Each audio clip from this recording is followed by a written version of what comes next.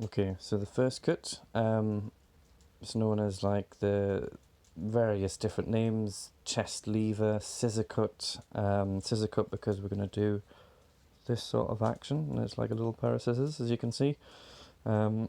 Also, we're using our arms. You can't quite see this in this first-person view, but our elbows fly back as we do this cut here, and you sort of look a little bit like you're doing a chicken dance. So I quite like calling it the chicken cut.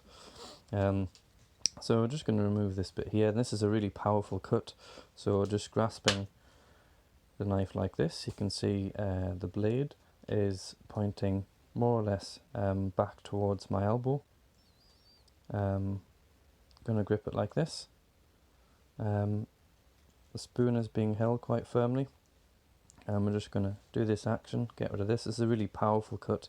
It's also really good because you can see quite easily what you're removing, because your eyes are quite close to what you're removing. So what we do is we start at the base of the knife near the handle, and this is really good practice. Try and use as much of that blade as possible whenever you're cutting, and you get that slicing action. And if you can get a slicing action with the blade, it's not always possible, but if you can, it's much more efficient. So what I'm aiming towards is starting there and using as much of that blade as possible. So I'm just going to start the cut. You can see it's travelling down that blade, and this slicing cut is much more efficient than if you're just using a small part of the blade and just pushing it that way.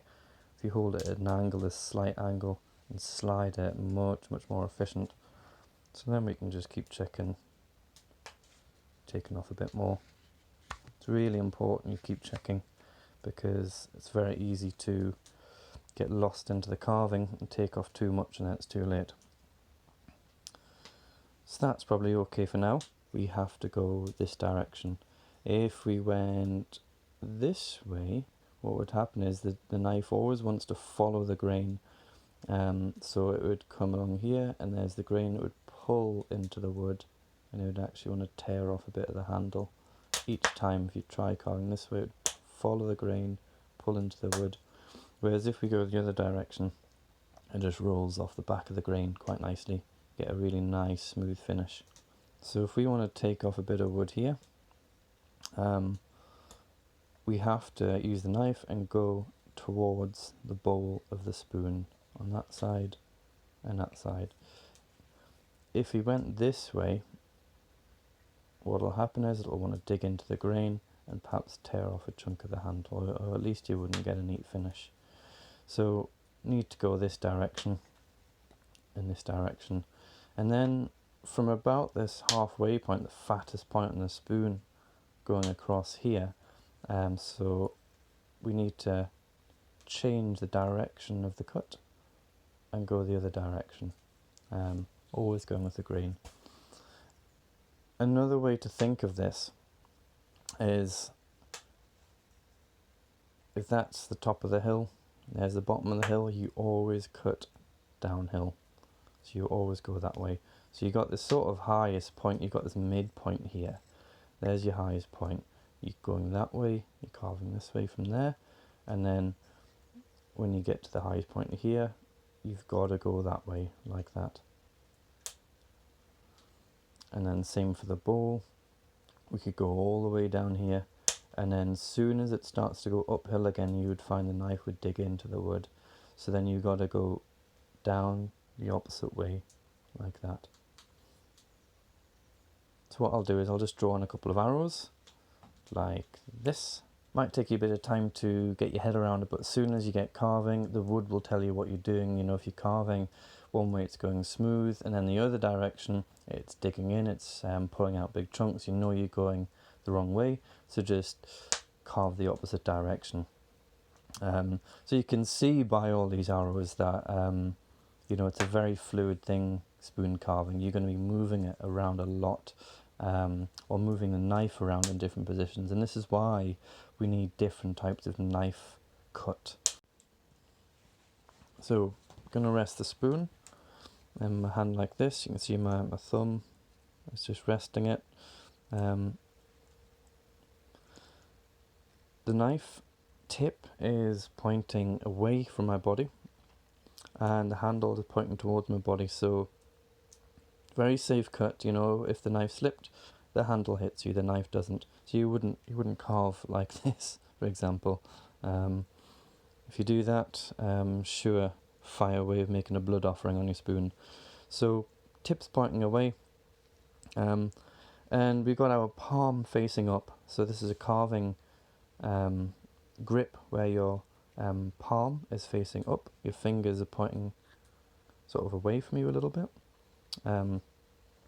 and we're going to cut like this. So this is the knife here, and what I normally do is I'm right-handed, so my left hand, so I've got a few fingers free here, and these can just guide the knife. They can just give it. They're not really providing much power at all. The power is coming from my shoulders here. I'm pulling back, and I'm just gonna check the design from that halfway point, the top of the hill. Just gonna come down here like this. See, the fingers are just pushing it, keeping the bevel, this shiny bit here, connected to the wood. Very controlled. And when we get towards the neck of the spoon, so here, if you've got any tight curves like that, we use the thinnest part of the knife, the very tip. So the thinner the knife, the tighter the curve it can go through. So just move it to the tip.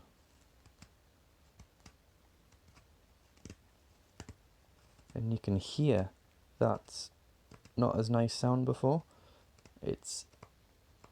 That's a sound that was starting to go uphill again. So then we need to turn the spoon around like this, and we'll come the other way, again using the thin part of the knife. Just get rid of all those marks. You see, I'm sort of still a cut towards myself, but I'm doing a little twist like this.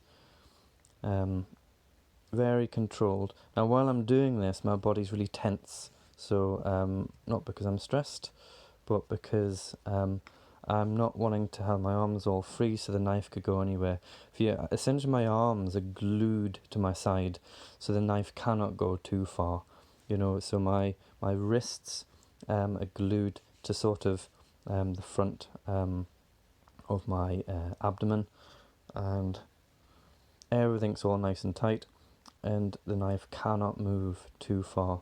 So this sort of cut, we're just going backwards and forwards until we get a fairly smooth transition. Doesn't need to be too perfect right now, but that's it. So what I can do is, I haven't quite went up to my halfway point there, so I'm just gonna carry on, blend this in, make it look nice and neat.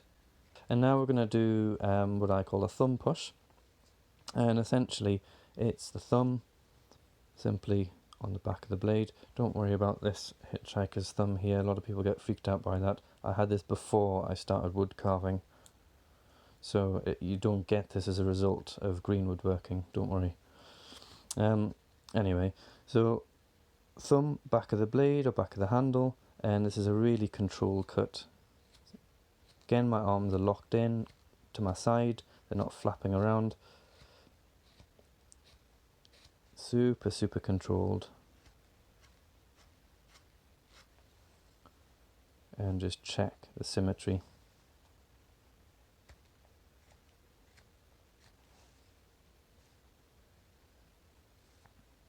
So that's more or less one side roughed out. You can see it's fairly smooth. Doesn't need to be perfect at this stage. We're just getting the rough, what I call the plan view, in position.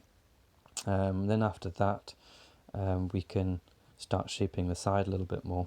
So I'm just going to do one side here because you don't need to see it twice. So whatever spoon knife you've got, what we're going to do is just largely go across the grain, so it's like a roughing cut that we're going to do. So you can just use your thumb on the back if you like.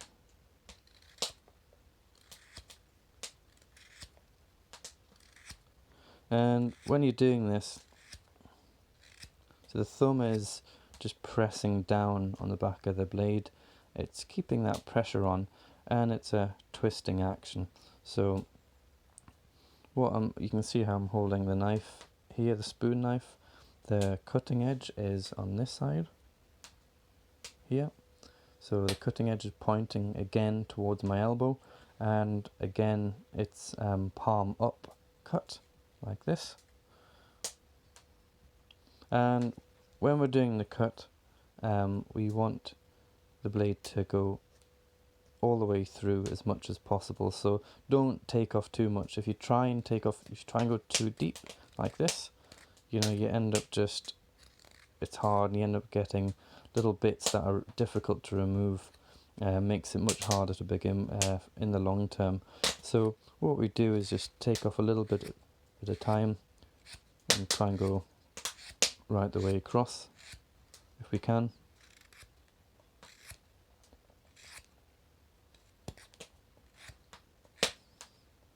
Again, this is just a roughing cut, so it's not tidy. So we're just going to go across the grain. And when we come to do the smoothing cut, we're actually going to come down the grain like this. But this is just the roughing cut. So it's just that action, that a twist, and the thumb is just keeping a bit of pressure on the back of the bevel.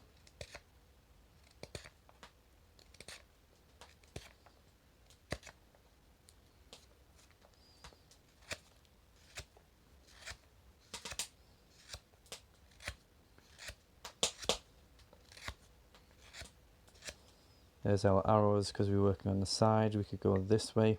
Now we're working on the top side, so these arrows are irrelevant for doing the top side. So for doing the top, if we look at the grain is going across this way, so all of our cuts have to actually go this way, all the way down. So for this, what we can do is nice, again, cut towards ourselves. Really good cut to do. Remember, looking at the handle, we need to take off more of this side than that side. So I'm just gonna come down. You see, I've got our central point here. I quite like having it angled, so this would be like the highest point, the central point, and it's going to taper down a little bit towards the handle. But that's my personal preference.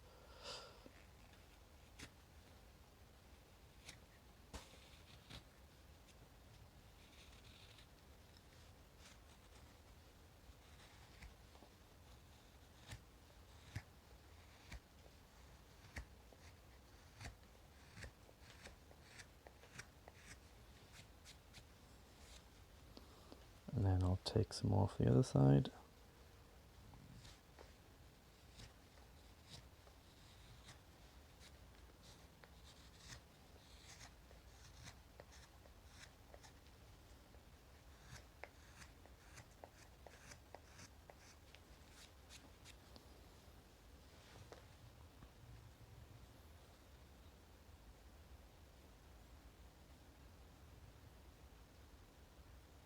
And that's looking better now.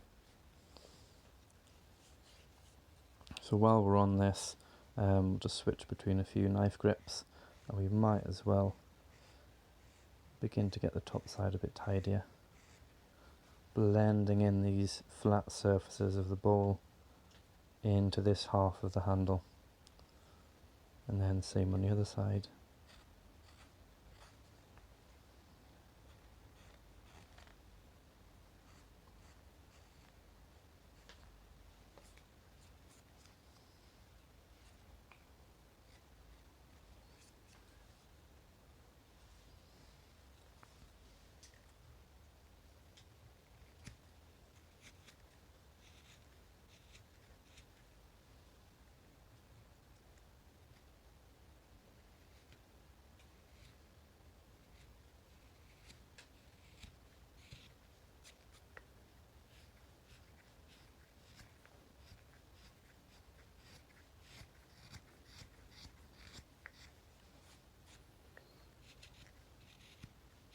So obviously you can do whatever you like with the handle. This is just my design for this particular spoon, but you might want to do whatever you want.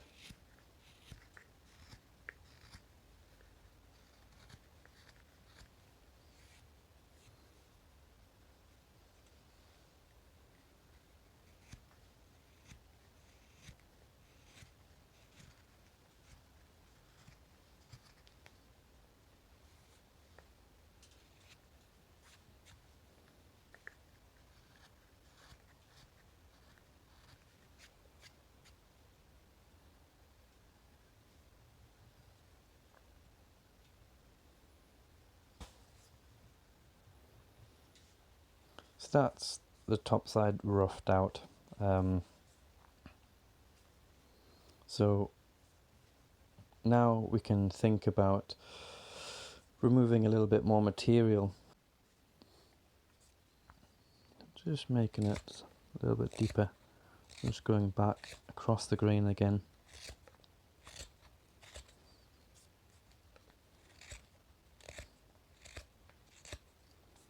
Making sure I've got no fingers hanging over the edge like that. So that when the knife exits the spoon, it just goes into space. We're going to come down this way, down the side to this deep point, and then it starts to go back out of that cut again. So then we'll need to go this direction like this. So you can sort of divide this up into quarters, and then again from here we'll do the side, get that all tidy that way, all the way down to this point, and then we've got to go this way like that, and then you can come down the middle.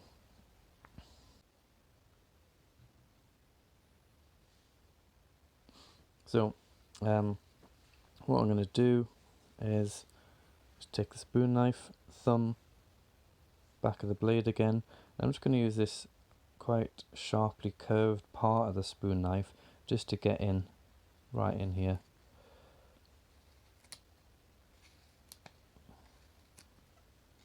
This needs to be fairly deep.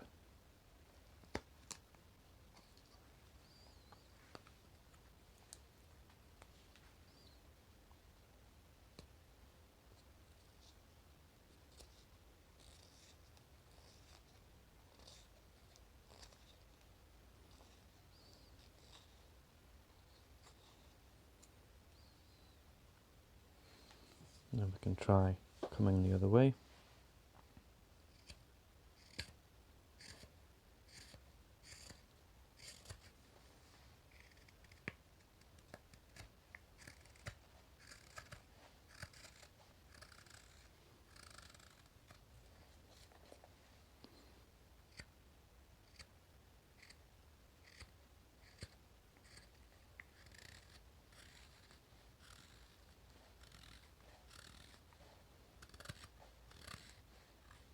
As you can see, we're trying to leave a bit of a rim, a few millimeters of a rim. And you can also perhaps make out coming this direction down with the grain is leaving a much smoother finish than when we were doing the roughing cuts going across the grain. So for an eating spoon, it doesn't necessarily need to be that deep actually. It's more like a little shovel for your mouth. So it doesn't need to be too deep. The bottom part here is good for being a bit deeper if you're wanting to have soups and things, but this part here, it really doesn't need to be too deep to work well. So let's just carry on this side. You can see I'm using the flatter part of the spoon knife to do flatter parts of the spoon. And this is why they're designed this way. They've got different angles, different curves for different parts of the spoon that you're carving.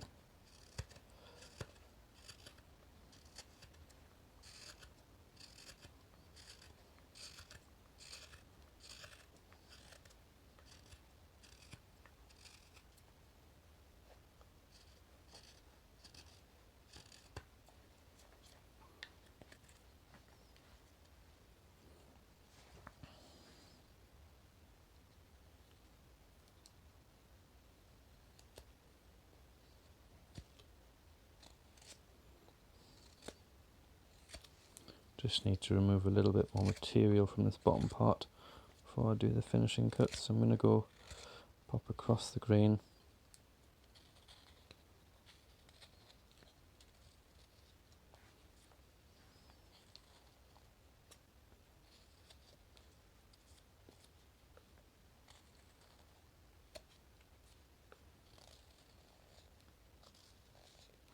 See, it's like an arching it like this. So the thumb is providing a pivot point, arching it in like this to get this back part of the spoon.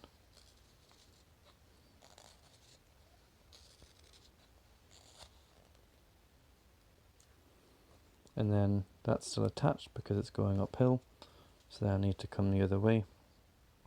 So this cut, by the way, as you can, I don't know if you can make out, but it's palm down, this cut, coming towards yourself, palm down, like this. Blade is pointing towards me. These fingers, like they're cut towards yourself with a knife, are guiding it, providing the power.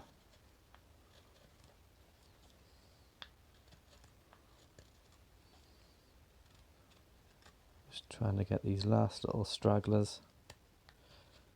And I can feel it, it's digging in again. So just turn it around. You can see this coming away from you. I've got palm side up this time.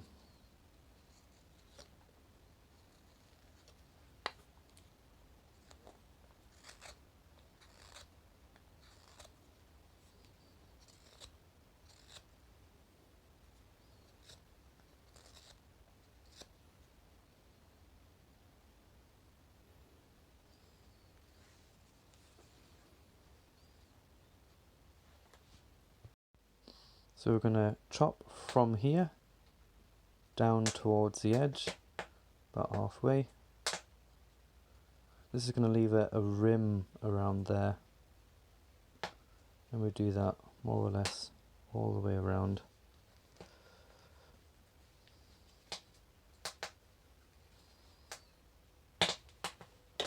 So this cut we can do on a chopping block removes a lot of material. It's sort of when you haven't got an axe.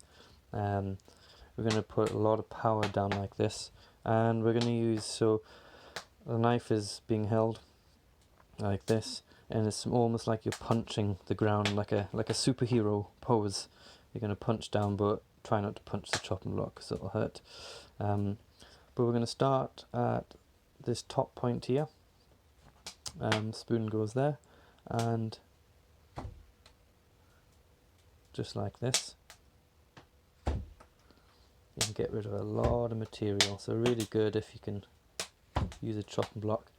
And what we're going to do when we do this, pinch it, feeling the thickness. Feel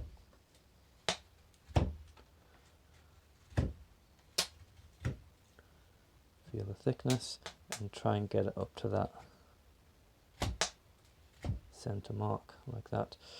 Remember, we can't go too far back, so we can't start here because it might just tear off too much of the spoon. So we're just going from, remember, top of the hill, bottom of the hill. We have to start from here and go down, and then the other way would be going that way. So that's went all the way down the bottom. You can see we're left with this rim here, so we'll do the same on the other side.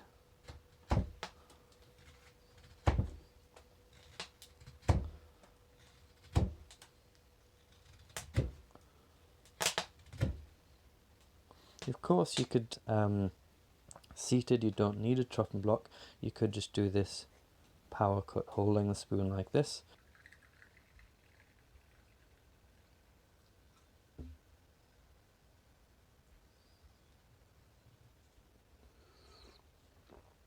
You can see there's a bit of a knot here on this.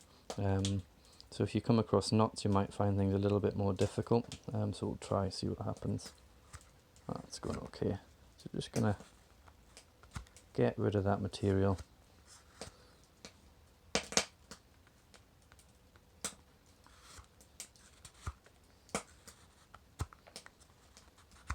Blend in. That knot's providing a little bit of a challenge, but it's alright.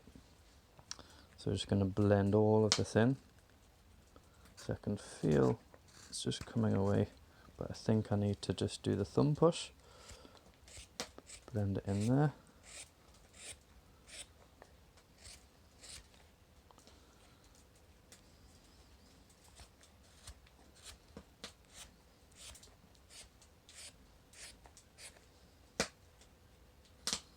Then we can carry on coming back around. So it's just feeling the wood. You know, sometimes you might think it's going to go one way, but it actually goes the other way.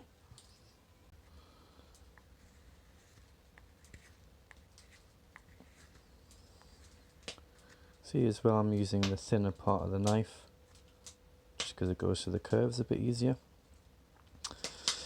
And then what we're going to aim to do is create a bit of flow with the spoon. So we've got this angle that we created on the back of the bowl. We're trying to carry it all the way down into the handle, all the way down here. And it just makes it look a bit easier on the eye.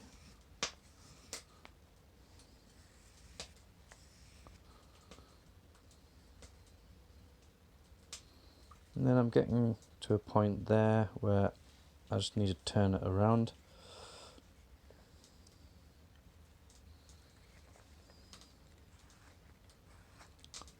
Go onto that thumb push.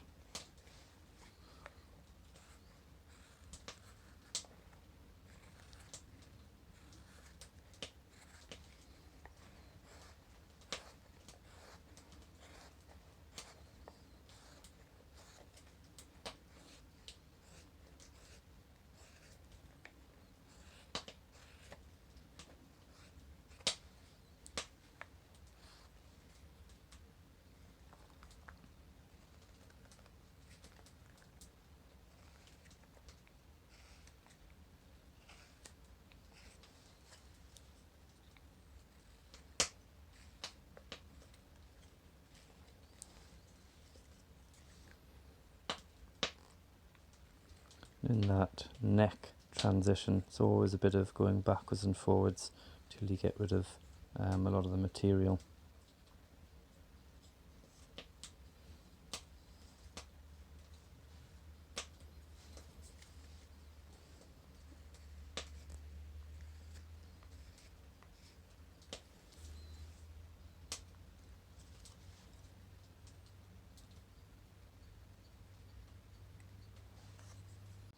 So now we've made this transition, this nice transition here. You can see it's nice and thin.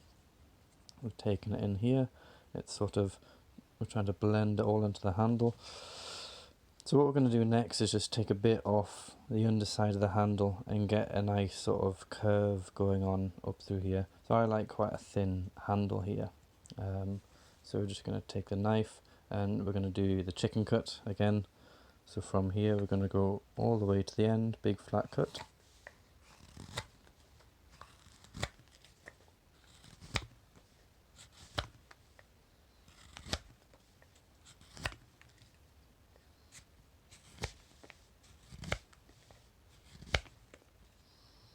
Checking the thickness so you don't remove too much material.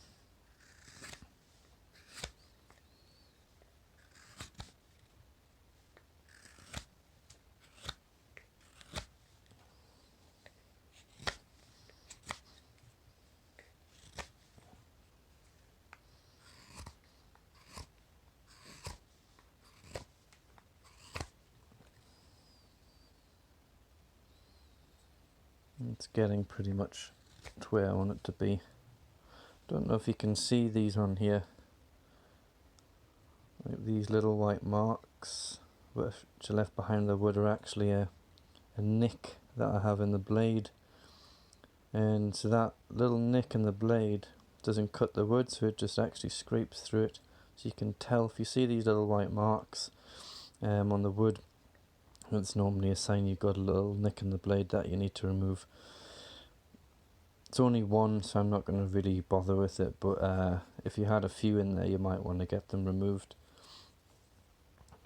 Okay, so now it's nice and thin, so I can just begin to just blend in the handle just a little bit more. So at this stage, more or less finished and ready for drying, and then we'll just simply go over the same cuts again once it's dried. You're not removing much material at all. And this, when it's dried, the fiber's compact, and when you cut it, they leave a much more polished finish. And if you do it well and take your time, you don't need to use sandpaper. But at the moment, there's still a lot of moisture in this wood. So I'm not going to do too much because I can't really get such a smooth finish at the moment. There's a lot of tearing out going on because it's so moist. So what we would be doing once it's dried is any sharp edges at all, we'd be taking them off, called chamfering. I'll just show you what that is. Yeah, it's very simple. So a sharp edge, for example, on this, and this, we do this when it's dried, remember. Just taking off very small amount on the edge, like that. And you do that all the way around any sharp edge you've got whatsoever. And if you didn't do this, because it's such a sharp edge, it would just fray over time when you use it, and bits might even chip off. So you always chamfer edges, and you do the same down the handle here. Do what you want. You can begin to round bits over. Completely up to you. What we can also think about is doing some designs. So you can think about the handle, and what you might want to do is, or what's often done, is little things on the end. So you could do, for example, like a little bobble,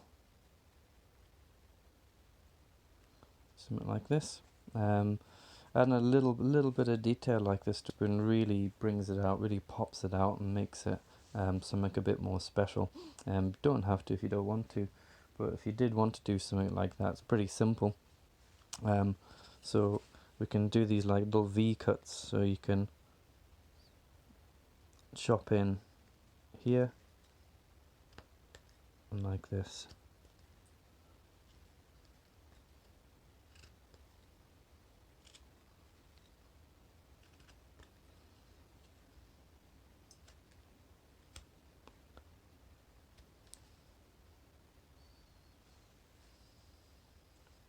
So again, it's a thumb push going into the wood like that so far, and then we don't want to go too far because it'll tear off the edge, so we have to come the other way and then meet up with that cut, and it pops out like chip carving. And it's quite a quick way backwards and forwards of just making a spoon pretty special. And this is a very simple little ball on the end, which is quite nice. You can see there's a bit of blue fluff from my jumper there when I was doing the cuts towards myself. You can do whatever you want on the end here. And of course, even with the ball here, you might want to sort of still chamfer the edges around like this. Most of this I actually do when it's dried, because then it leaves a really nice sharp cut. This wood's still really wet, but for the purpose of the video, just sort of showing you the sort of things you can do, like that. So you can do all sorts of little designs.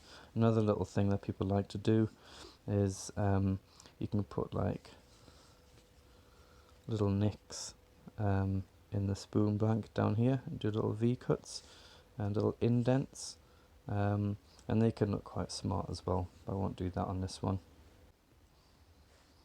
So that's pretty much it for this stage of the carving. So I would then let this dry, and how do I dry it? Really simply, I normally just put it in a carrier bag, leave the bag open, and it won't take too long at all.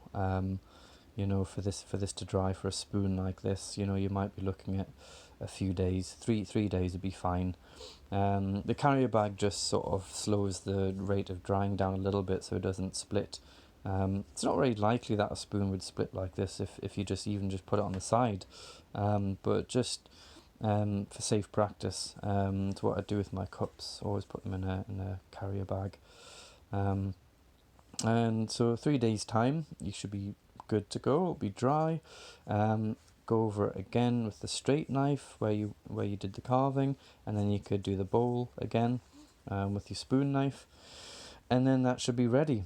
If you do a really good job and you take your time with it, and you don't have any little flappy bits of wood, then you don't even need to sand it.